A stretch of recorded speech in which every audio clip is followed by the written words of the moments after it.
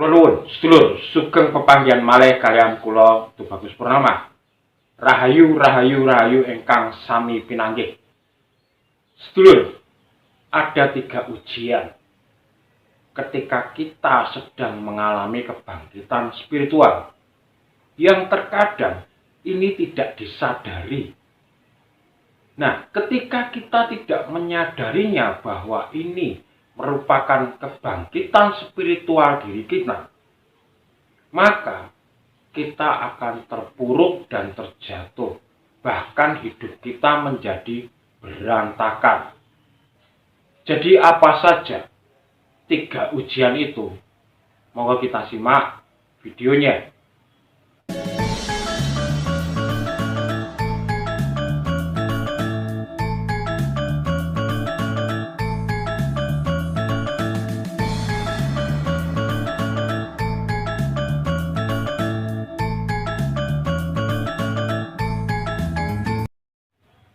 Baik sedulur, terkadang kita tidak menyadari bahwa setiap manusia itu mempunyai jalan spiritual masing-masing dan mempunyai era kebangkitan dari spiritualnya masing-masing, dan ini tidak sama, tidak bisa bareng, melalui kejadian yang berbeda juga.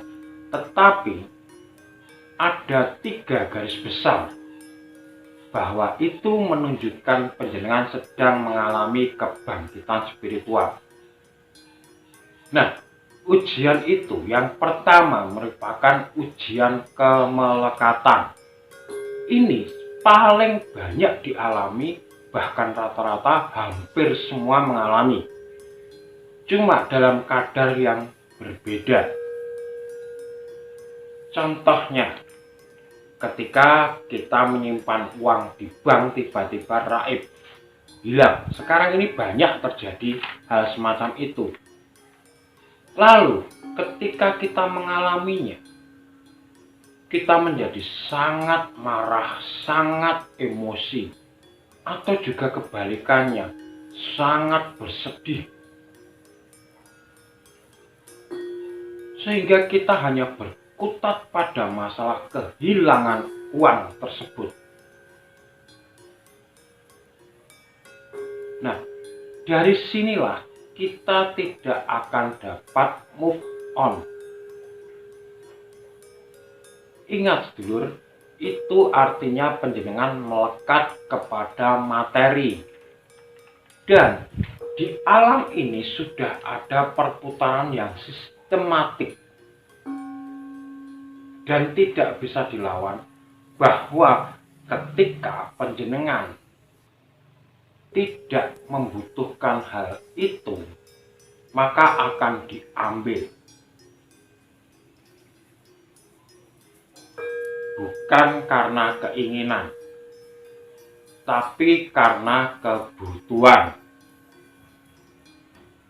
Ada lagi contoh panjenengan berpisah dengan pasangannya, entah itu istri, suami, bercerai dalam kehidupan rumah tangganya, atau pacaran putus.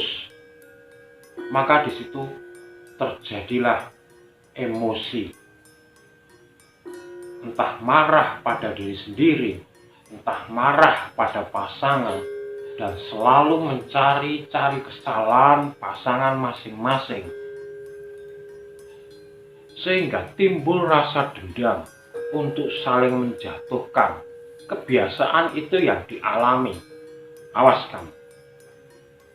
Suatu saat saya pasti bisa mengalahkan kamu, atau suatu saat saya bisa mendapatkan pasangan yang lebih dari kamu.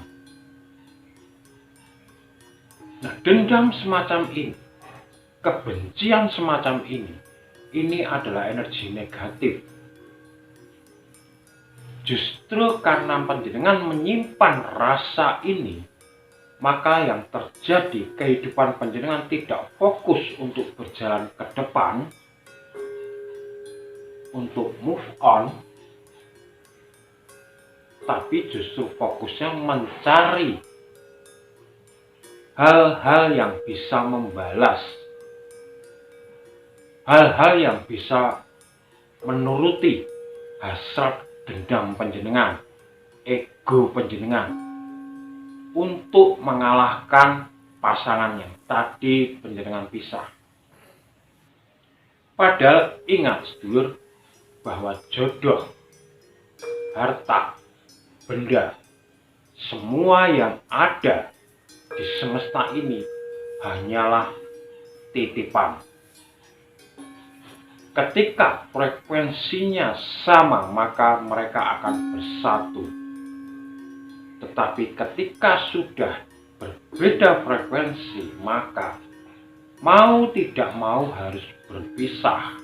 Karena apa? Semakin memaksakan diri untuk menyatukan, maka yang terjadi, alam akan semakin memisahkan jauh. Bahkan semakin menjatuhkan panjenengan ke dalam jurang. Nah, ini ujian kemelekatan. Alam akan menilai, atau Tuhan akan menilai, panjenengan masih terlalu melekat dengan duniawi tidak. Panjenengan sangat menyesalinya, sangat bersedih, sangat benci, sangat marah ketika kehilangan. Jika itu benar, maka panjenengan dinilai masih melekat, terlalu melekat kepada duniawi. Dan jika hal itu masih panjenengan lakukan, maka yang terjadi, cobaan akan semakin berat. Mungkin bahkan yang Anda miliki, yang panjenengan miliki, satu-satunya pun akan diambil. Sehingga alam atau Tuhan mengajarkan kepada kita bahwa kita tidak akan memiliki apa-apa.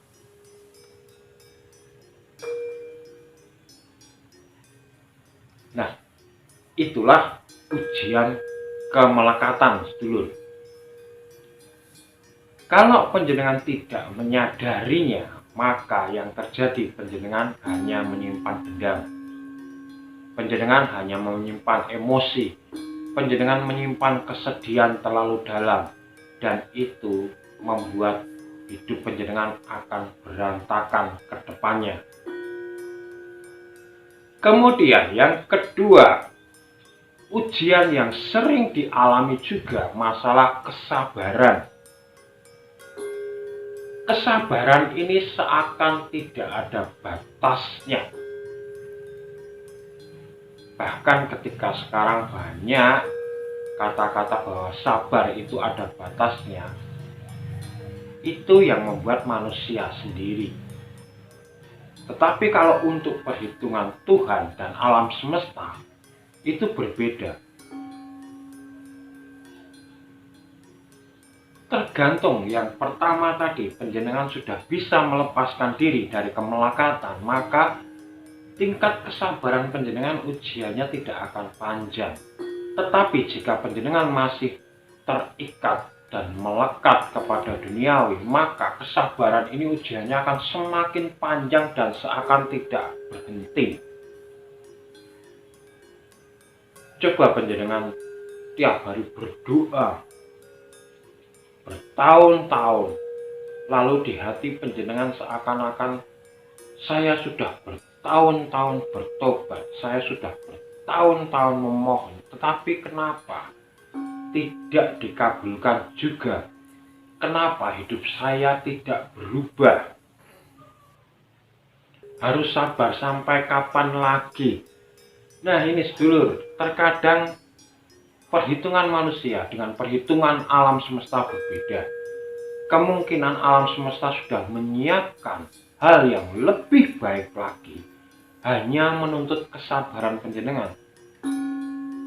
Tetapi panjenengan sebagai manusia yang memohon selalu membatasi kata-kata sabar itu dengan jangka waktu.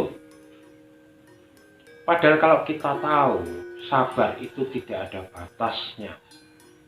sabar itu selamanya, karena sabar itu proses.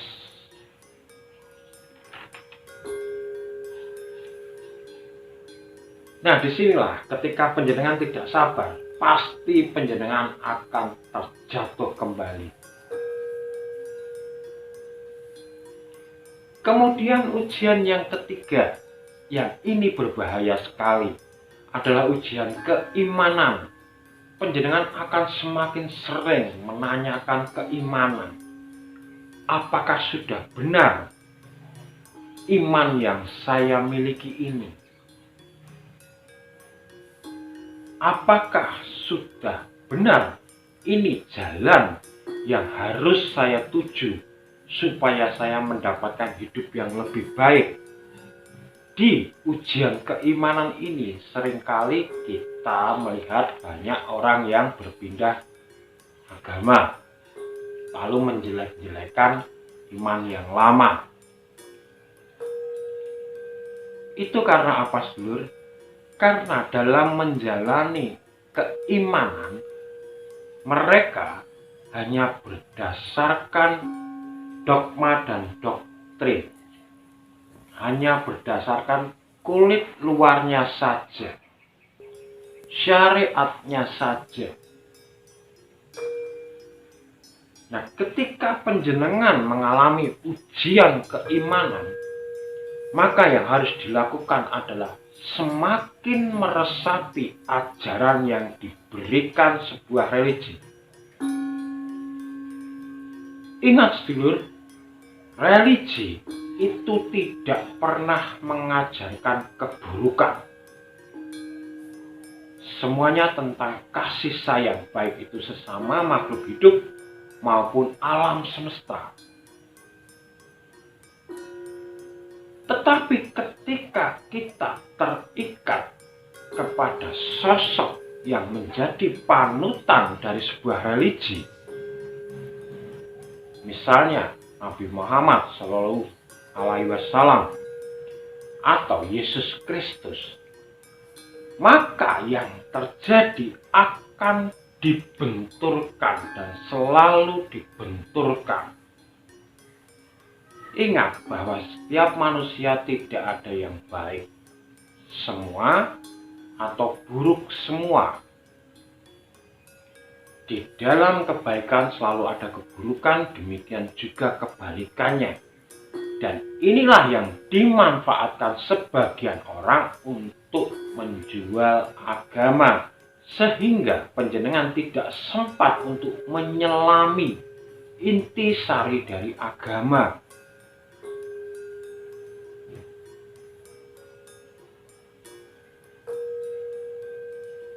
Kita contohkan sebagai anak cucu keturunan leluhur-leluhur Jawa, seorang raja yang besar yang bernama Ken Arok. Beliau mengakui bahwa saya ini dulunya perampok, saya ini dulunya menyukai istri orang, saya suka membunuh. Tetapi di sisi lain, beliau mempunyai sifat yang baik dan sifat yang membangun, sehingga beliau laksana dewa yang turun ke bumi. Nah, ketika orang ingin menjatuhkan, maka yang diangkat adalah merampoknya, merebut istri orangnya, membunuhnya, bukan kebaikannya. Nah, ini logika sederhana, sedulur. Nah, demikian ketika panjenengan di dalam saat krisis keimanan, panjenengan hanya menyelami di bagian syariatnya saja, maka panjenengan akan berbenturan terus, sehingga panjenengan melepaskan diri dari religi, yang nantinya panjenengan tidak akan percaya semua religi.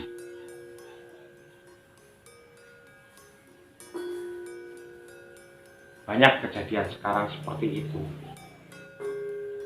Bahkan yang saya sayangkan, yang menurut orang-orang banyak sekarang menjadi spiritualis Jawa, menjadi spiritualis kejawen, itu pun masih terikat kepada syariat. Sehingga syariat ini terbawa, sehingga ada pengakuan seorang guru, ada pengakuan dari ajaran yang benar tuh ini loh.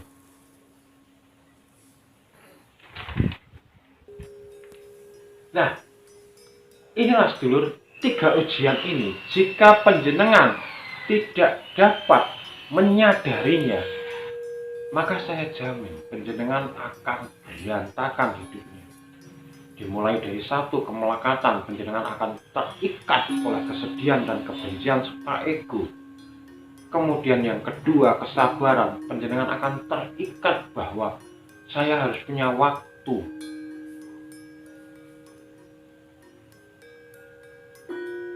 Kemudian ujian keimanan, panjenengan tidak akan menemukan sebuah religi apapun yang sesuai dengan pikiran panjenengan. Jadi demikian, semoga yang sedikit ini bermanfaat. Mari coba kita renungkan bersama. Saya Tubagus Purnama mengucapkan rahayu, rahayu, rahayu. Matur nuwun.